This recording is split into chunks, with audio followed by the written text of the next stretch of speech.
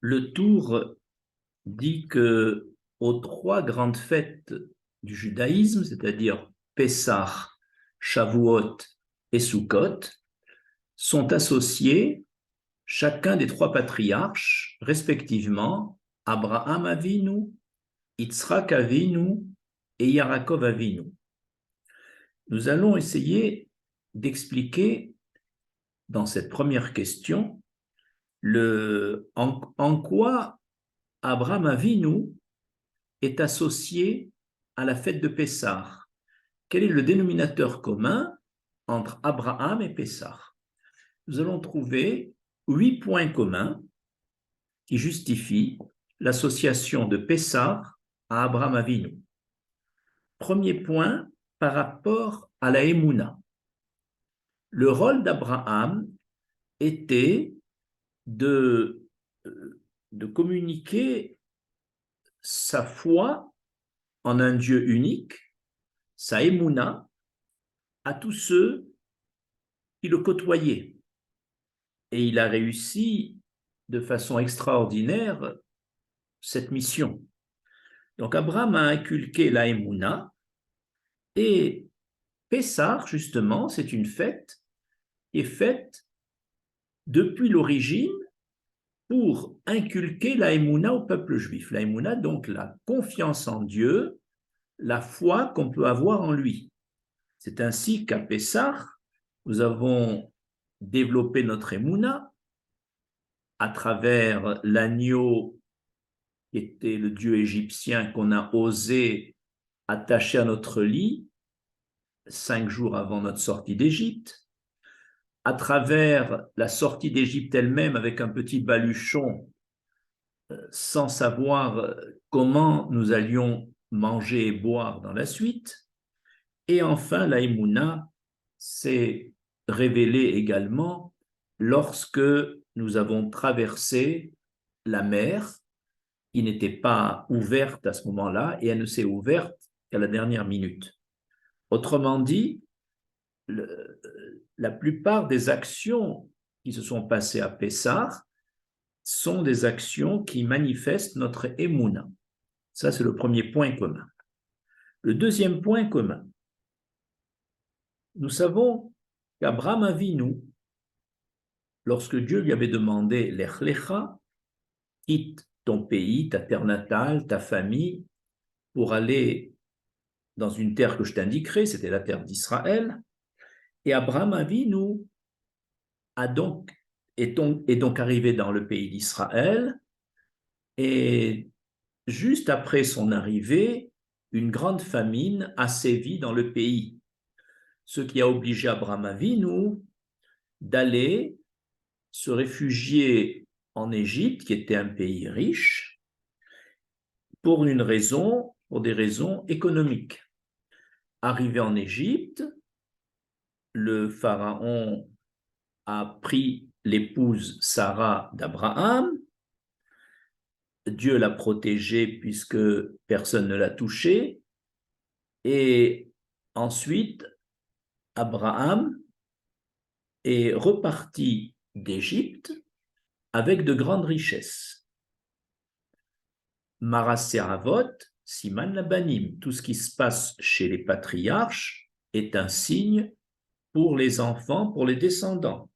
C'est pourquoi, à ce qu'on vient de dire d'Abraham Avinu, les choses vont se reproduire sous la même forme pour des raisons d'ordre économique. Yaakov et sa famille ont dû rejoindre l'Égypte et là, une fois qu'on est arrivé en Égypte, il y a eu une grande oppression, la servitude, mais finalement, Dieu nous a sortis de là avec de grandes richesses. Donc, c'est un peu le même processus entre Abraham qui rentre en Égypte, qui ressort avec de grandes richesses, et le peuple d'Israël qui rentre en Égypte et qui ressort avec de grandes richesses. Un troisième dénominateur commun, c'est par rapport aux guérim, aux étrangers qui nous ont accompagnés. En effet, lorsqu'Abraham est parti de sa terre natale avec son épouse et avec Lot, il était accompagné des néphachot que lui et Sarah avaient faites, c'est-à-dire de gens qui l'ont accompagné parce qu'ils étaient devenus monothéistes comme lui, influencés par Abraham. Et de même qu'Abraham donc est rentré en terre d'Israël avec de nombreux guérim, de même, au moment de sortir d'Égypte, Moshe a accepté que de nombreux guérim égyptiens nous accompagnent, et tout cela, dans ce parallèle entre Abraham et Pessah, c'est afin qu'à la Géoula définitive, celle que nous attendons, on sait que la Géoula définitive aura des points communs avec avec le premier exil et la première Géoula d'Égypte. Et c'est-à-dire que de même que beaucoup de gens égyptiens ont été impressionnés par le Dieu d'Israël et ont voulu accompagner le peuple juif à sa sortie d'Égypte, de même, quand viendra la Géoula définitive, de nombreuses personnes parmi les nations voudront, voudront rejoindre le peuple juif. Un autre point, c'est par rapport à la royauté d'Hachem. Je m'explique. Abraham Avinu a fait en sorte d'être Imlir l'Éternel, c'est-à-dire de le rendre roi.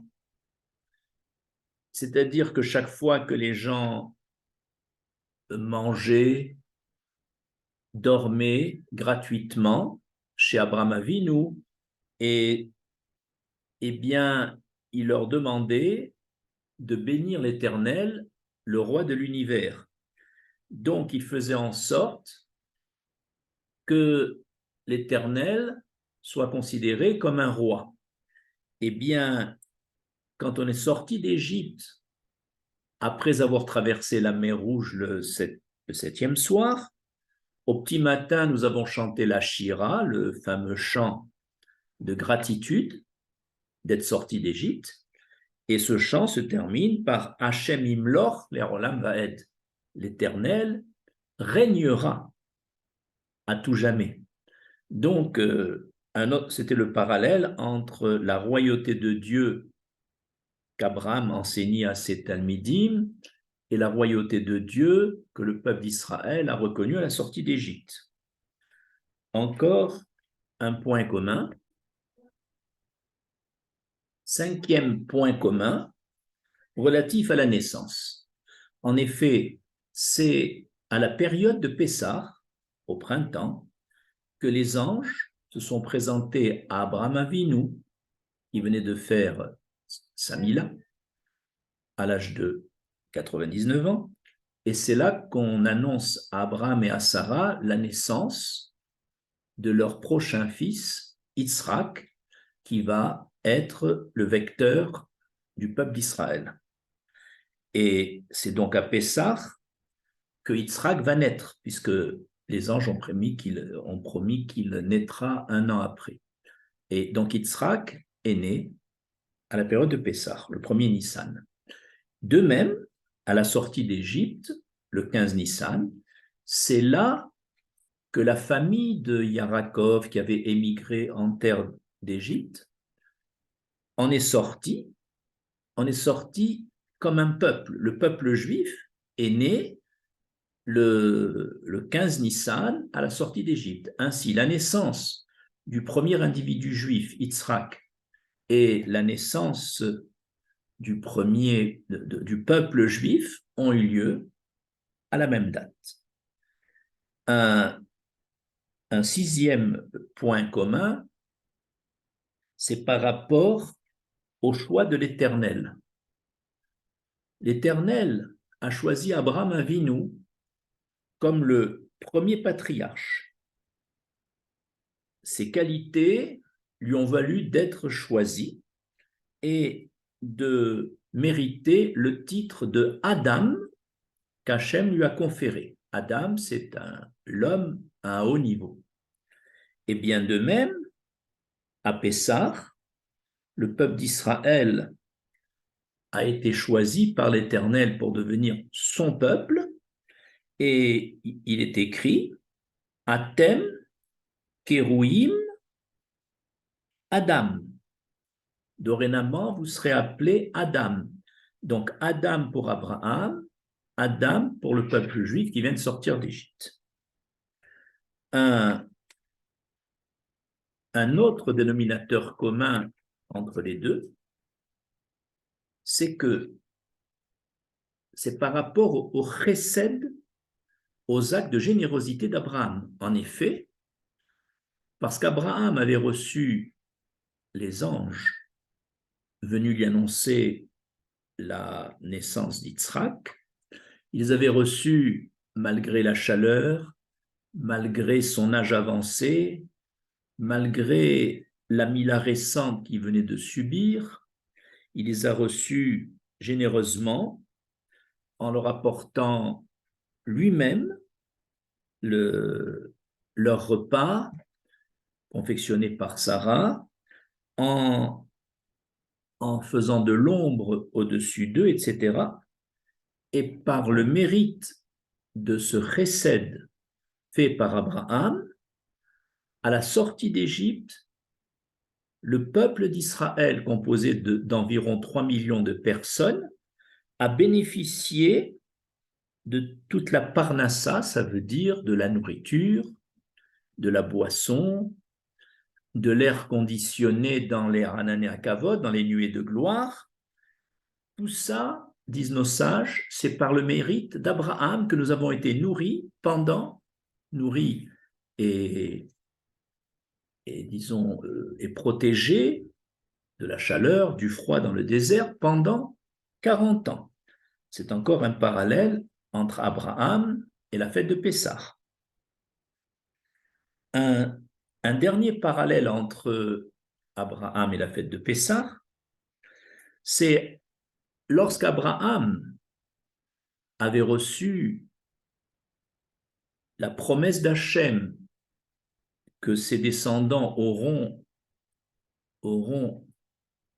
la terre d'Israël, Abraham a fait preuve d'un petit soupçon de manque de confiance. Il a dit Bema Edra, comment saurais-je que mes enfants pourront garder cette terre? Et cette petite angoisse qu'a eu Abraham Avinu, ce petit léger défaut de Emouna totale, Hachem l'a considéré, puisqu'il se produit chez le premier patriarche d'Israël, Hachem craignait que ce petit manque de Emouna se développe avec les générations à venir, et c'est pour ça qu'il a annoncé à Abraham Avinu, tes descendants seront opprimés dans un pays étranger, mais ils en sortiront, donc il lui a promis la sortie, avec de grandes richesses. Et effectivement, toute la promesse faite à Abraham Avinu a été respectée, puisque le peuple d'Israël, effectivement, la famille est allée en Égypte et en est ressorti avec de grandes richesses. Donc on voit que c'est Abraham qui a reçu l'information et de l'entrée et de la sortie, et donc il y a encore un lien entre Abraham et la fête de Pessah. Dans la deuxième partie de cet exposé, nous allons essayer de voir la comparaison entre les qualités d'Abraham Avinu et les qualités du pain azim, donc de la matzah, que nous mangeons pendant la fête de Pessah. Avant de faire ce parallélisme, nous faisons une petite introduction. Lorsqu'un homme ou une femme décide de faire teshuva et de se rapprocher de l'Éternel et donc de le servir, un peu comme le peuple d'Israël dès sa sortie d'Égypte, avec enthousiasme a voulu servir l'Éternel, eh bien, il y a 4 éléments qui font, qui sont capables de résister au mauvais penchant. Parce que chaque fois qu'on veut se rapprocher de l'Éternel, le Yetzer Hara, le mauvais penchant, cherche à freiner cette ardeur, à freiner ce rapprochement. Quelles sont les 4 choses capables de repousser le Yetzer Hara et de nous permettre de réaliser cette teshuva? Les 4 choses sont le darat, c'est-à-dire la connaissance. 2, c'est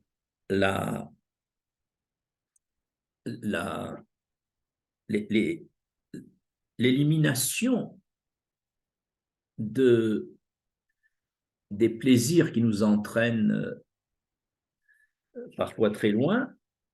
3, la diminution de notre orgueil. Et 4, c'est l'empressement. Je justifie ces 4 points. Le darat, c'est la connaissance de ce qui est bien et de ce qui est mal aux yeux de la Torah, de ce qui est important et de ce qui est secondaire aux yeux de la Torah. Et lorsque un homme n'a pas de darat et ne sait plus distinguer le bien du mal, le détail de l'essentiel, alors tout devient uniforme devant lui, et lorsqu'il a un choix à faire, il n'est plus capable de le faire puisqu'il ne sait pas mettre les coefficients qu'il faut. Et là, le Yetzer Hara a beau jeu de lui faire prendre le détail comme l'essentiel et de lui faire prendre le mal comme du bien. Deuxièmement, il faut, pour lutter contre le Yetzer Hara, s'écarter des ta'avot, de toutes nos passions, de tous les désirs, que ce soit des désirs matériels, des désirs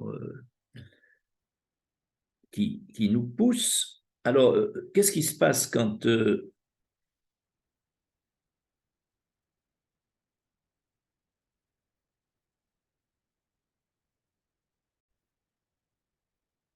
cette recherche avide des désirs fausse son darat et n'est plus capable de reconnaître le bien du mal, le détail de l'essentiel. Le troisième point pour lutter contre le Yetzer Hara, c'est de diminuer son orgueil et de tendre vers une plus grande humilité. En effet, l'orgueilleux vit dans un dymion, c'est-à-dire dans une bulle qui ne correspond pas à la vérité. Il voit toujours tout ce qui se passe autour de lui comme une atteinte à son honneur, à son kavod, et l'orgueilleux vit donc dans cette bulle où le émet, le vrai, lui échappe. Et donc, l'orgueilleux va être à la merci de son mauvais penchant et n'arrive pas à s'en sortir. Et le quatrième point qui peut empêcher le Yetzer Hara, c'est la zrizout, c'est-à-dire l'empressement.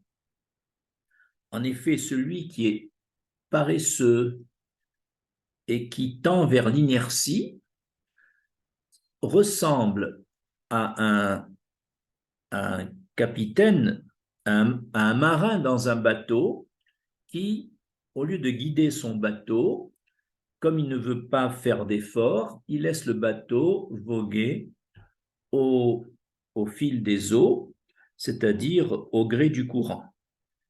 Eh bien, c'est un peu ça. L'homme qui n'a pas de zrizout, qui ne fait pas les choses avec empressement, avec volonté, en laissant aller sa paresse, eh bien, lui ne peut plus guider sa vie, et c'est le mauvais penchant qui va prendre le volant de ce bateau et qui va le guider là où le Yetzer Hara veut et pas où lui, sa volonté de servir Hachem ne pourra pas être assurée. Après ce préambule, nous allons comprendre qu'Abraham possédait 4 qualités qui lui ont permis de faire une teshuva complète et de s'opposer au mauvais penchant. En effet, Abraham possédait du darat, il a su reconnaître dès le départ qu'il existe un créateur unique dans ce monde. Il a dit ce monde ne peut pas, ce monde aussi merveilleux, aussi ordonné, ne peut pas être le fruit d'un hasard. Il y a un créateur qui le gère. Ça, c'est son darat. Ensuite, Abraham n'était pas porté sur la ta'ava, sur les plaisirs matériels, etc. 3, Abraham était un homme humble. Il n'était pas du tout orgueilleux, comme à un moment il a dit Ve'anochi, Rafar, Ve'efer, je ne suis que cendre et que poussière. Et j'ai oublié de vous dire juste avant qu'une preuve qu'Abraham Avinu n'était pas porté sur l'argent ou sur le plaisir matériel, c'est que quand il avait gagné miraculeusement la guerre avec les 4 rois, le roi de Sodome lui avait proposé tout le butin. Et il a dit, je ne prendrai ni d'un fil, ni d'une lanière. Il a repoussé totalement, s'il était vraiment cupide, il aurait pris cet argent. Il n'a pas pris. Et enfin, le 4e point, Abraham Avinu était un homme empressé dans ce qu'il faisait. En effet, lorsque les anges sont venus lui rendre visite et qu'il a voulu bien les honorer, il a couru vers son troupeau pour leur apporter de la viande. Il a demandé à son épouse, fais vite, prépare un repas. Ensuite, quand il a reçu l'ordre de sacrifier son fils Yitzhak, il n'a pas traîné. Vayashkem Avraham Baboker, il s'est levé très tôt le matin, il a sanglé lui-même son âne pour accomplir la mitzvah de la Kedat Yitzhak. On voit à quel point Abraham était dans la zrizout. Ainsi, Abraham possédait les 4 qualités qui lui ont permis de réussir contre le mauvais penchant. Eh bien, c'est là où on voulait en venir. Quelle comparaison on peut faire entre Abraham Avinu, par ses qualités, et la matzah, qui symbolise les 4 qualités qu'on vient de voir. En effet,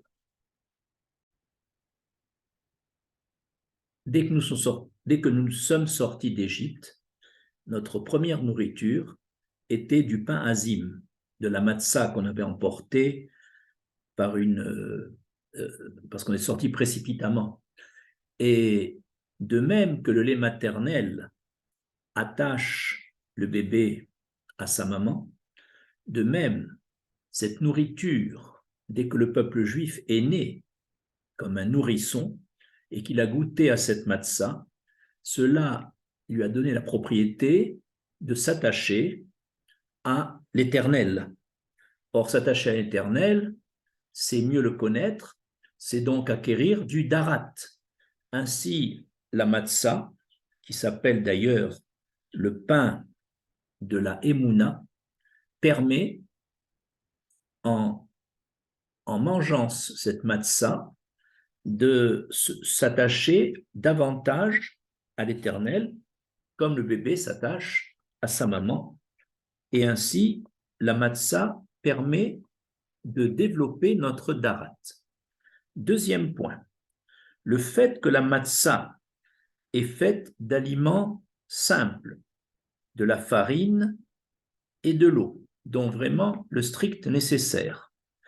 Et évidemment, elle a moins de goût qu'un pain normal. Et justement, pourquoi on commence la première fête Pessah en mangeant de la matzah? C'est afin de diminuer nos ta'avot, nos désirs, notre tendance à la matérialité, parce que cette tendance à la matérialité et au plaisir de ce monde, évidemment, nous écarte de l'éternel. Donc, cette matzah que l'on mange à la première fête de l'année, c'est pour nous faire diminuer l'importance qu'on attache à la ta'ava, au plaisir matériel. Ensuite, donc, après le darat, après la ta'ava, il y a également un autre aspect dans la matzah, c'est que la matzah, c'est la symbolique de l'humilité, du contraire de l'orgueil. Alors que le pain normal gonfle, un peu comme l'orgueilleux dont l'esprit gonfle, eh bien, le pain azim est plat, ne gonfle pas, et il symbolise ainsi l'humilité.